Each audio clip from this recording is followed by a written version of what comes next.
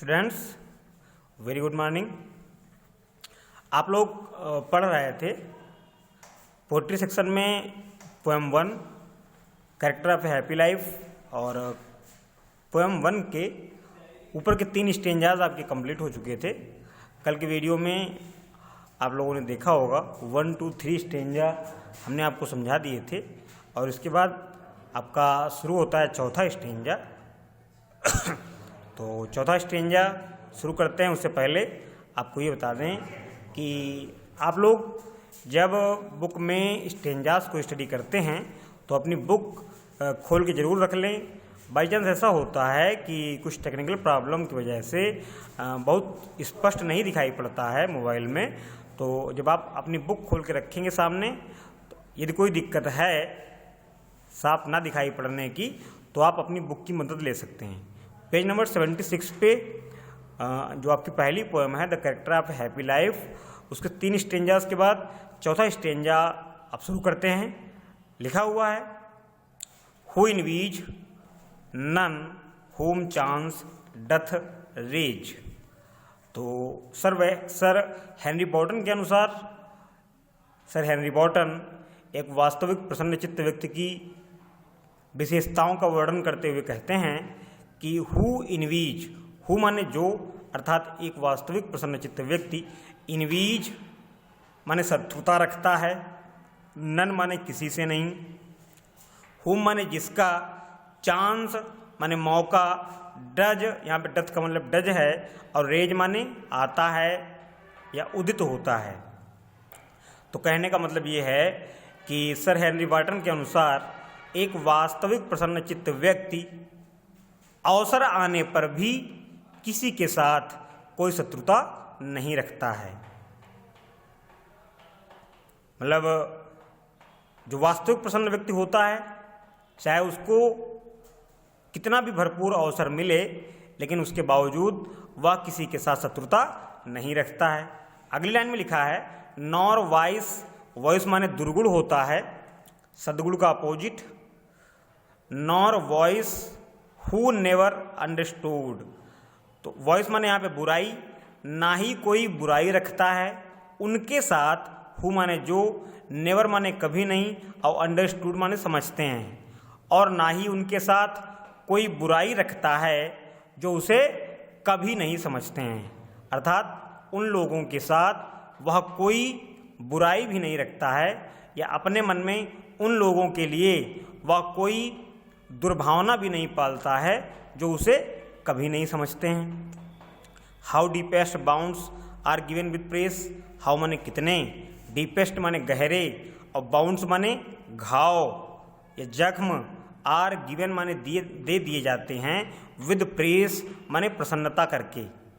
तो स्टूडेंट्स संसार में बहुत से व्यक्ति ऐसे होते हैं जो वास्तव में आपसे ईर्ष्या रखते हैं, उनके मन में आपको नुकसान पहुंचाने की इच्छा रहती है, लेकिन वो लोग काफ़ी चालाक होते हैं। ऐसे लोग आपके सामने इस प्रकार से आपकी तारीफ करेंगे जैसे कि वो आपको 7वें आसमान पे टांगे दे रहे हैं। अर्थात आपका नुकसान करने के लिए वो आपको मिसगाइड करने की कोशिश करते हैं, वो आपको गुमराह करने की कोशिश करते हैं। तो वही बात यहाँ पे लिखी हुई है how deepest bounds are given with press, कि प्रसन्नता करके या किसी व्यक्ति की झूठी प्रसन्नता करके कितने गहरे घाव दे दिए जाते हैं, अर्थात उसका कितना नुकसान कर दिया जाता है।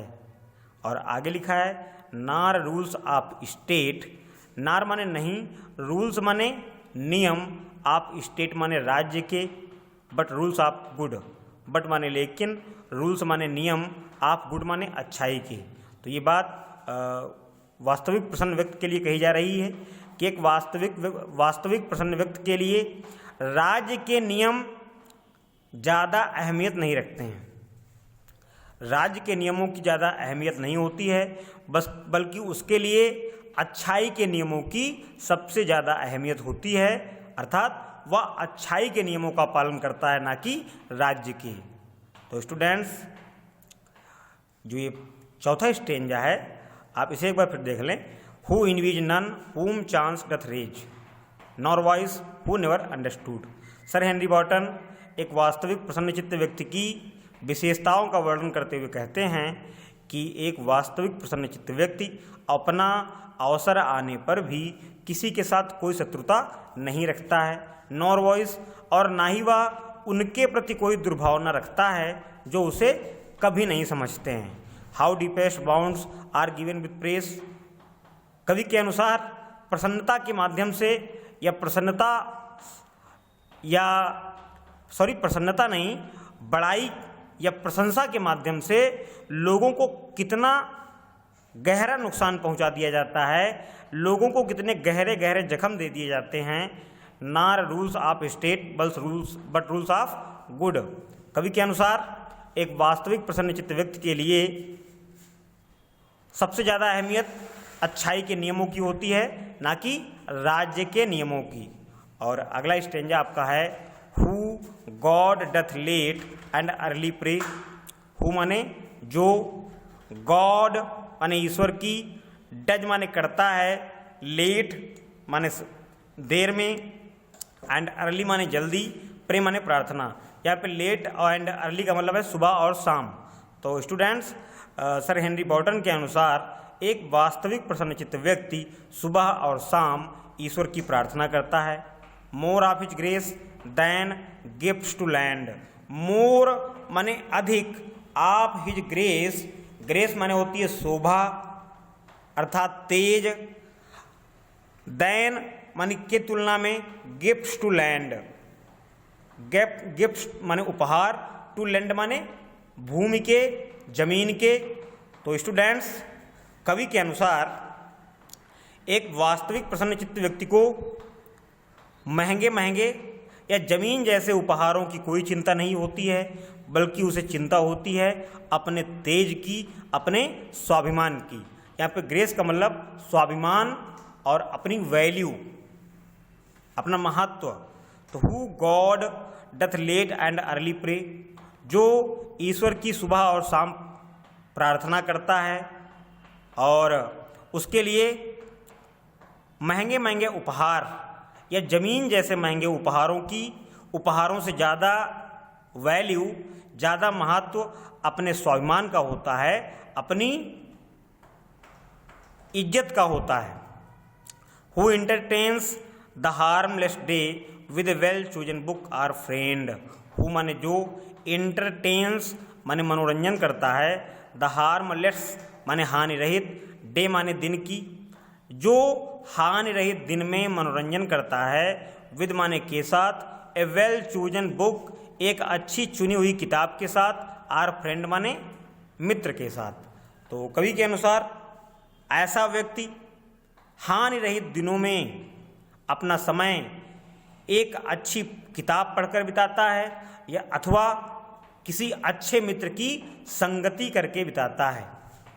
कहने का मतलब ये है कि एक वास्तविक प्रसन्नचित्त व्यक्ति बेकार में अपना समय नष्ट नहीं करता है।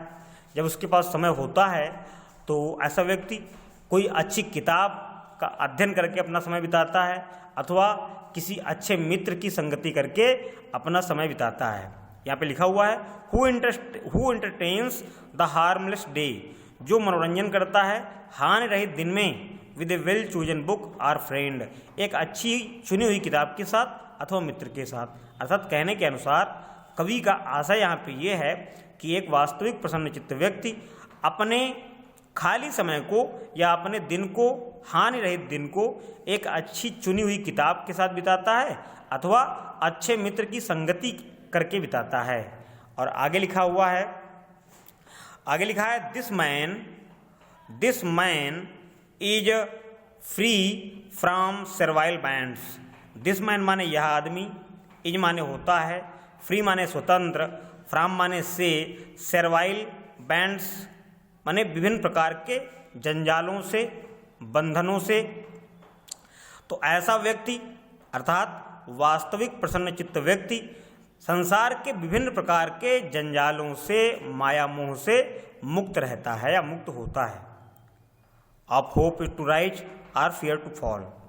Of hope to rise, of माने काकी के, होप माने आशा, टू राइज अर्थात ऐसे व्यक्ति को अपनी उन्नति की ज़्यादा आशा नहीं होती है, आर फियर टू फॉल, अथवा अपने पतन का भय नहीं होता है। कहने का मतलब ये है, ऐसा व्यक्ति ना ही अपनी उन्नति के लिए, अपनी समृद्धि के लिए ज़्यादा आशावान रहता है और ना ही उसे अपने पतन का भय रहता है। कहने का मतलब ये है कि भौतिक संसार में अधिकांश लोग ज़्यादा से ज़्यादा संपत्ति अर्जित करना चाहते हैं, ज़्यादा से ज़्यादा धन अर्जित करना चाहते हैं। हर कोई इस चिंता में रहता है कि किस तरह से अपने आप को प्रोग्रेस के पहिए, प्रोग्रेस की ओर ले जाया जाए, प्रोग्रेस की गाड़ी पर सवार हुआ जाए और क्या किया जाए कि हम ज़्यादा से ज़्यादा सफल हों, ज़्यादा से ज़्यादा धनी हूँ, ज़्यादा से ज़्यादा प्रभावी हूँ। तो संसार में ज़्यादातर लोग ऐसे ही होते हैं मोस्टली, जिन्हें अपने उत्थान और अपने पतन की बहुत चिंता रहती है। लेकिन जो एक वास्तविक प्रसन्नचित्त व्यक्ति होता है वो इससे जस्ट उलट होता है, अपोजिट होता है। उसे ना ही अपने उत्थान की आशा रहती है और ना ही अपने पतन का भय ही रहता है। अर्थात वो ये इन सांसारिक माया मोह के बंधनों से मुक्त रहता है। अर्थात ना ही उसे बहुत बड़ा पैसे वाला बनना है और ना ही वो ये सोचता है कि मैं कंगाल हो जाऊंगा, गरीब हो जाऊंगा। तो ये दो लाइनें जो हैं इन्हें आप फिर देखें। This man is free from servile brands, ऐसा व्यक्ति विभिन्न प्रकार के बंधनों से मुक्त होता है। Of hope to rise or fear to fall, उसे ना ही अपने उत्थान की आशा रहती है और ना ही अपने पतन का भय रहता है। लॉर्ड ऑफ हिमसेल्फ दो नॉट ऑफ लैंड्स, कवि के अनुसार लॉर्ड माने स्वामी, आप हिमसेल्फ माने स्वयं का। कवि के अनुसार ऐसा व्यक्ति स्वयं का स्वामी होता है। दो नॉट ऑफ लैंड्स, दो माने यद्यपि की, नॉट ऑफ लैंड्स माने जमीन की। कहने का मतलब यह है कि यद्यपि की ऐसा व्यक्ति जमीन का स्वामी ना होकर भी, जमीन का मालिक ना होकर भी स्वयं का मालिक होता है। And having nothing he hath all, and having nothing, and having nothing, and माने और, हैविंग माने रखते हुए, नथिंग माने कुछ भी नहीं, और कुछ भी ना रखते हुए ही हैथ ऑल। हैथ का मतलब यहाँ पे हैज है, तो ही हैथ ऑल, वह सब कुछ रखता है। तो स्टूडेंट्स यहाँ पे लास्ट लाइन में कहा जा रहा है and having nothing he hath all, और उसके पास कुछ भी ना होते हुए सब कुछ होता है। या हम ऐसे कह लें कि वह कुछ भी ना रखते हुए सब कुछ रखता है। तो स्टूडेंट्स जो ये लास्ट स्टेंजा है आपका, this man is free from servile bands, of hope to rise or fear to fall, तो ऐसा व्यक्ति तमाम प्रकार के बंधनों से मुक्त होता है। उसे ना ही अपने उत्थान की आशा रहती है और ना ही अपने पतन का भय। लॉर्ड ऑफ हिमसेल्फ दो नॉट ऑफ लैंड्स, यद्यपि ऐसा व्यक्ति भूमि का मालिक नहीं होता है, जमीनों का मालिक नहीं होता है, अर्थात उसके पास ज़्यादा जमीन नहीं होती है, ज़्यादा भूमि नहीं होती है, फिर भी हैविंग एंड लिखा है and having nothing he hath all, और उसके पास कुछ भी ना होते हुए भी सब कुछ होता है। स्टूडेंट्स एक बात आपको और बता दें कि पोइट्री सेक्शन में फिगर्स ऑफ स्पीच भी बहुत इम्पोर्टेंट हैं, और फिगर्स ऑफ स्पीच आपने फर्स्ट ईयर में पढ़े थे, आपको इंटर में भी रिवाइज कराए जाएंगे figures of speech. Figures of speech वे शब्द होते हैं जो भाषा को सुंदरता देने के लिए प्रयोग में लाए जाते हैं, और आपके कोर्स के अनुसार फर्स्ट ईयर इंटर के अनुसार आपके जो फिगर्स ऑफ स्पीच हैं उनमें सबसे पहले आपको सिमिली पढ़ना पड़ता है। आपका simile number 1, number 2 metaphor, number 3 personification, number 4 apostrophe, number 5 oxymoron, number 6 आपका है हाइपरबोल, और नंबर 7 ओनोमोटोपोइया। तो 7 काइंड्स होते हैं फिगर्स ऑफ स्पीच के। फर्स्ट ईयर में आपको काफ़ी अच्छी तरीके से उनको समझाया गया, याद भी कराया गया, और इंटर में भी आपका रिवीजन करा दिया जाएगा। यहाँ पे जो लास्ट लाइन लिखी है and having nothing he hath all, तो इसमें विरोधाभास है, यानी उसके पास कुछ भी नहीं है फिर भी उसके पास सब कुछ है। तो लास्ट लाइन में and having nothing he hath all में आपका ऑक्सीमोरन फिगर ऑफ स्पीच है, और उसके बाद हुज आर्मर जो ये लाइन लिखी थी पहले स्टेंजाज में, दूसरी whose armour is honest thought, whose armour is honest thoughts, and and whose conscience, ये लाइन कौन सी है, whose conscience is strong retreat. तो इनमें आप ये तीसरे स्ट्रेंजा में दूसरी लाइन और पहले स्ट्रेंजा में तीसरी लाइन, इनमें दो में मेटाफर है, मेटाफर में तुलना होती है, लेकिन जो तुलनात्मक वर्ड होते हैं सो लाइक उनका प्रयोग नहीं होता है। और whose passions not his masters are, ये जो दूसरे स्ट्रेंजा में पहली लाइन है, whose passions not his masters are, जिसकी भावनाएं या जिसका जुनून उसका स्वामी नहीं होता है, तो इसमें आपका पर्सनिफिकेशन है। तो स्टूडेंट्स ये जो फिगर्स आप स्पीच होते हैं, इनका अध्ययन पोइट्री सेक्शन में बहुत ही महत्वपूर्ण है और इसका रिवीजन भी आपको कराया जाएगा। अब फिलहाल आज के वीडियो में आपकी पोएम समाप्त कर दी गई है और होमवर्क के रूप में आपको जो ये लास्ट 3 स्टेंजाज पढ़ाए गए हैं, इन्हें हिंदी में ट्रांसलेट करके लिखना है और इसके बाद आपको इसका हम सेंट्रल आइडिया लिख के व्हाट्सएप से सेंड करेंगे और फिर आपको इसके रेफरेंस कॉन्टेक्स्ट करने हैं। फिलहाल आज की वीडियो में बस इतना ही और कल की वीडियो में हम आपको समझाएंगे फिगर्स, आप स्पीच, उसके बाद आपकी नेक्स्ट पोएम शुरू की जाएगी। Till then bye bye.